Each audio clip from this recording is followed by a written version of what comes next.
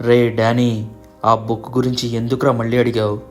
రే విశాల్, వివేక్, ఆ బుక్లో ఏముందంటారు? చాలా ఇంట్రెస్ట్ కలుగుతుంది నాకు. రే పిచ్చి వేషాలు వెయ్యకు. ఆల్రెడీ ఒకడు ఆ బుక్ చదివి చనిపోయాడు.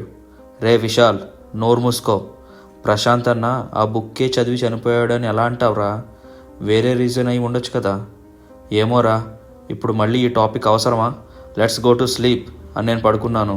వాళ్ళిద్దరూ ఏం మాట్లాడుకున్నారో నాకు తెలీదు. నెక్స్ట్ డే మార్నింగ్ లేచేసరికి ఇద్దరు రూమ్లో కనిపించలేదు. నేను కాల్ చేసినా లిఫ్ట్ చేయలేదు. కాలేజీలో మొత్తం వెతికాను, లేరు. మెస్లో కూడా చూశాను, అక్కడా లేరు. ఎందుకో డౌట్ వచ్చి లైబ్రరీకి వెళ్తే అక్కడ కనిపించారు.